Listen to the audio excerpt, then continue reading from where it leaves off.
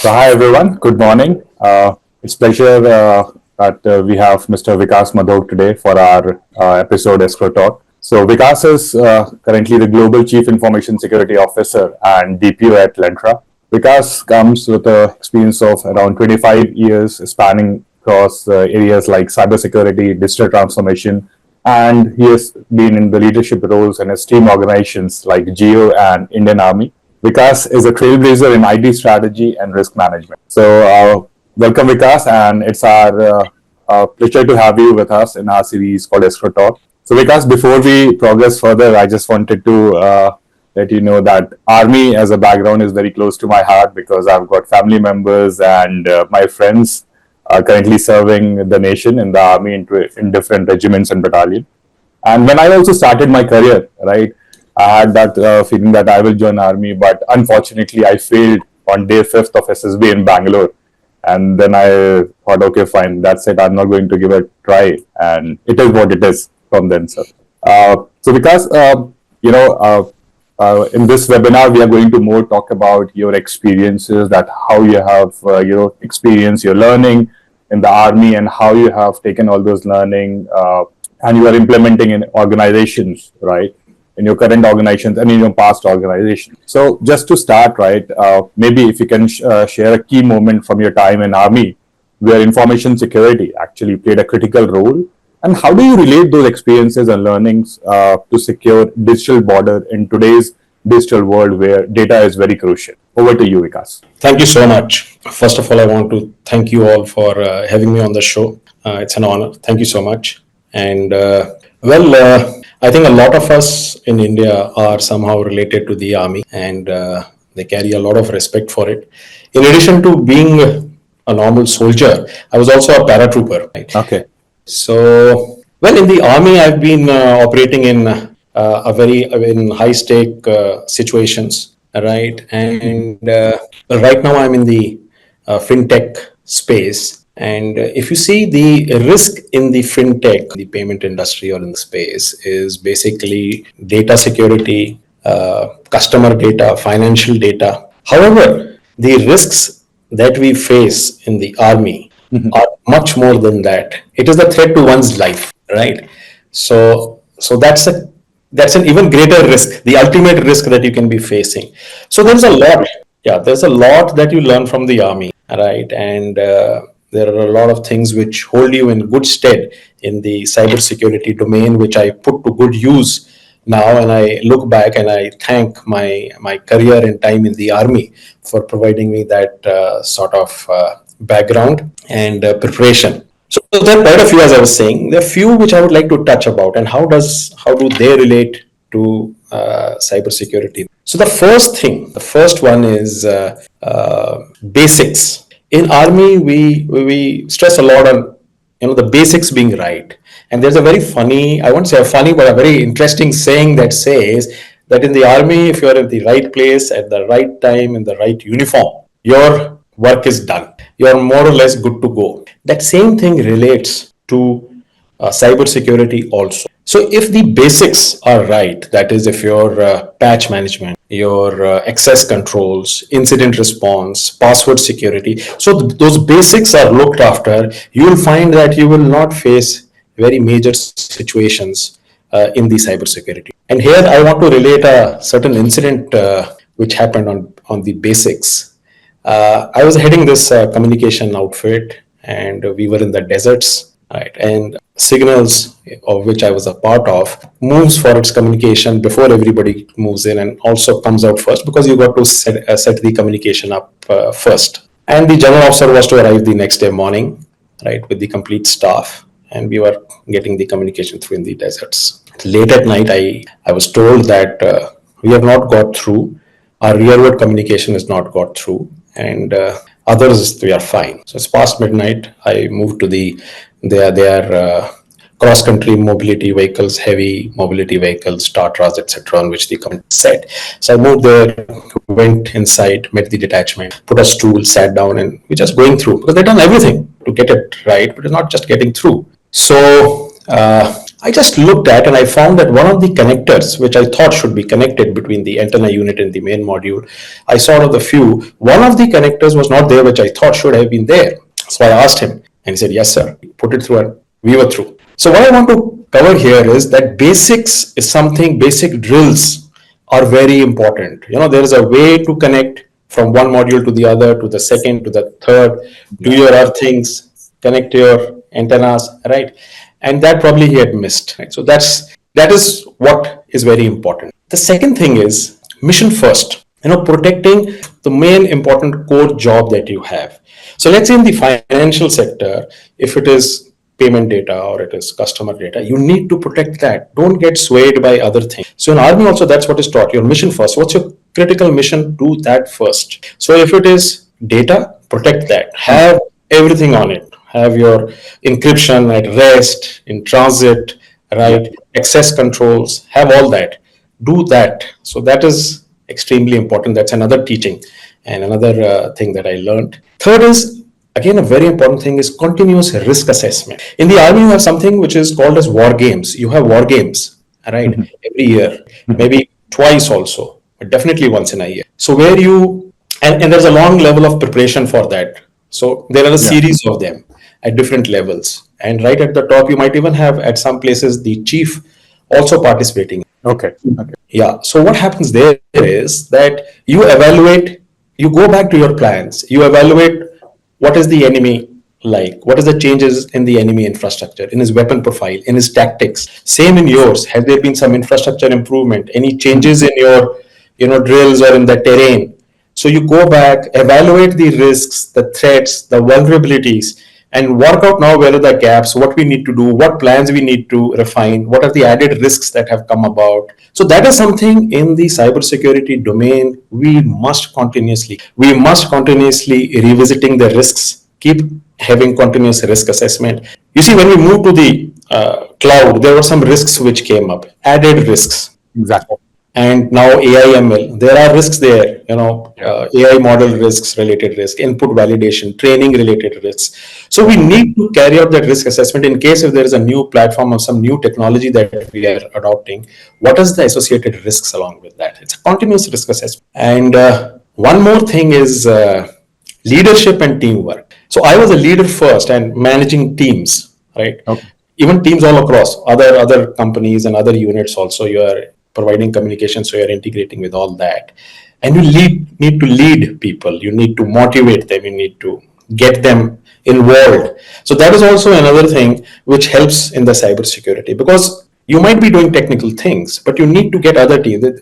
Security is not only an infosec ownership, it's all across. Everyone owns the security risks. So you need to get them involved, drive trainings, security awareness trainings, other upgradation exercises, etc. And last is adaptability and that resilience. So you are, I'm there in the eastern sector one point of time, and then you move to the western in deserts, then you move to the north in another situation, different adversaries, different borders, right? And you continuously need to be resilient to the different threats that are there. Same in the cybersecurity, right? Exactly. So different threats you'll have, maybe a ransomware, loss of data, some credential loss somewhere, and you need to calmly address them, be resilient to such things, and be ready for such eventualities or incidents. So that's, I think, in exactly. So so in nutshell, it is more about backs to basic and having your foundations very strong. And one should have a razor focused on their mission. So now, like we see, right, be it army of any country, right, there are some strategic locations which are very crucial and critical in maintaining the national. So similarly, I see, when it comes to IT services and today's digital world, the DR centers, right, they serve as a very crucial factor when it comes to DCP. So what do you think, or what best practices should an organization follow to ensure that these centers remain safeguarded, just like sensitive border locations of a country? So your views on this, Vikas? Yeah, so the basic essence of it remains the same. Like you said, border security, right? Yeah. So your perimeter needs to be secure. So what I mean by that is the boundary. So the boundary walls, you need to have that, right? You need to have them of the right dimensions. You need to have CCTV coverage. You need to have guards. You need to have ID card related the location. So all these perimeter security measures definitely need to be in place. So that's the first thing. Then we need to have internal security. You need to have data protection, right? Don't segregate the different data layers that are there. Have a data plane for your main data transfers or movement that takes place. Have a control plane, even a security plane where that sort of a data moves, right? See that the data is encrypted. Keep taking backups. Keep doing testing on them. Then you also in that DR side, it's very important to be monitoring it. All this thing is not of no consequence if you don't monitor, if you don't have a governance mechanism. So you need to have an operation center or a SOC, right? Even integrate yourselves with the latest threat intel feeds, right? So you're aware from the social side if there are any threats or any other threats that you get from your threat intel. They should be integrated into your monitoring and incident response plan, which is there. Also drills. So your DR drills, right, need to be in place. You need to do audits also, because that would be a third party audit by an external agency that gives a certain amount of different perspective to where you are going wrong, right, or something which needs improvement. Continuously keep training your people on different aspects or their different verticals that they belong to. Third party risk management is another thing. And also maybe that whole side also from an environmental aspect, fire, floods, be ready for that. Sometimes we forget that and suddenly you'll find there was a place where there were floods and they had. So I think these are different layers where you need to address the security of your DR side. Okay, got it. And like we know, we all are humans, right? And humans we do a lot of mistakes, and that's why I think we are the one who are most vulnerable when it comes to cybersecurity attacks, right? And we have seen in a lot of studies as well that human error is the weakest link in cybersecurity, whether it's a credential leak, phishing attack, or even something as simple as tailgating. So how can organization foster a culture of awareness and accountability among their employees, right, to reduce such vulnerabilities? Because sometimes it is more challenging, to enforce certain kinds of policies on users or employees, right? Because sometimes they want their laptops or machine to behave in a particular way. But from the security point of view, it is totally 360 degree. So your views on this, Vikas? Yeah, well, I think you said it right.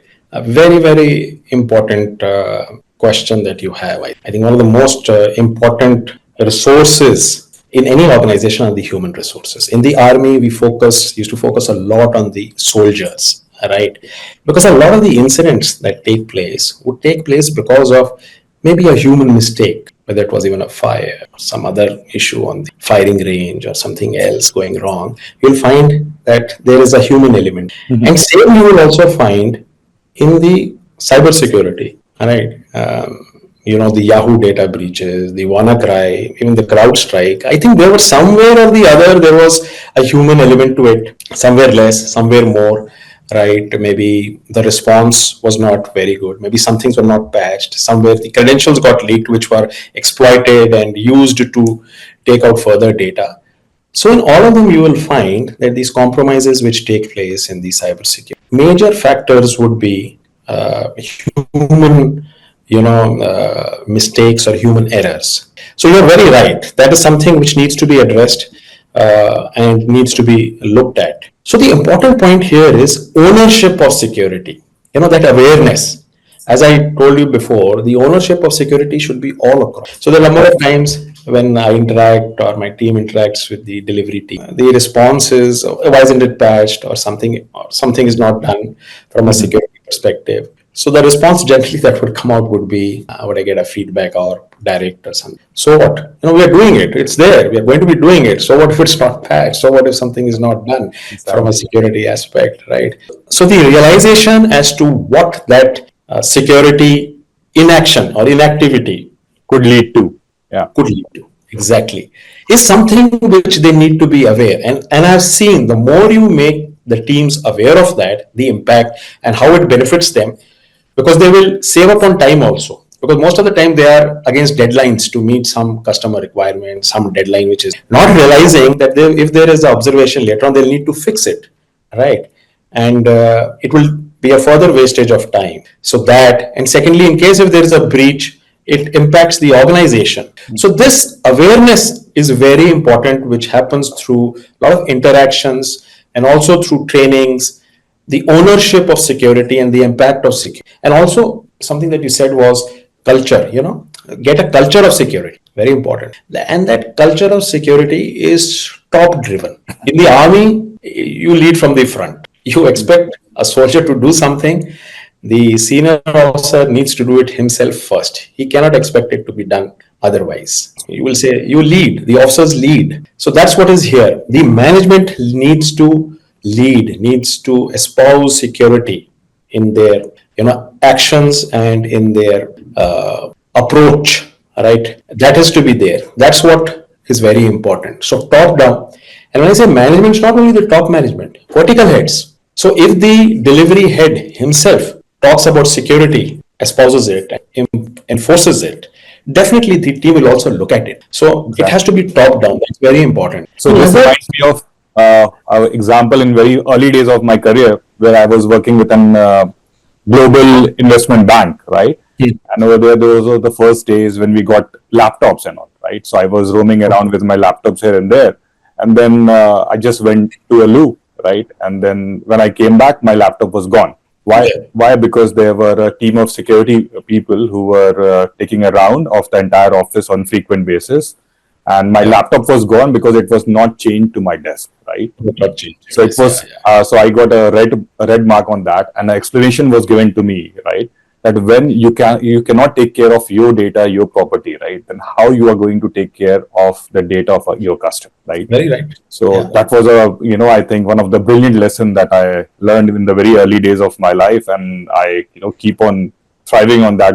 That is how people should take data seriously. Be it test data, be it live data, anything. Data, customer data is customer data, and it has to be dealt with proper security. Absolutely.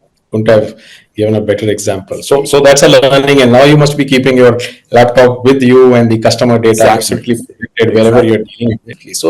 So that's what. So it's very important. And along with it, while you might tell a person what has to be done, if you get it down, he will realize it like you did. Also build in controls. See, you need to have compensatory controls for a human error. You may still make a mistake. We are humans. Yeah. That is exactly why you say we are humans. Exactly. There's no reason to make a mistake, but it could happen. So you need to have controls on that. Yeah. So let's say you have a password for a username. Don't leave it at that, because there could be a human error where it could get leaked. So have multi-factor authentication. Have that control. So you need to have another set of compensatory controls. Have role-based access. Very important. Have segregation of duties. Right. Very basics, as I was telling. Have them compensatory controls so that even if there is a human error and we are compensated in some way. Have continuous monitoring. And what you said, customer data, right? Have synthetic data. Don't just use the customer data. Wherever customer data is there, as I said, mission first, that needs to be protected like Fort Knox.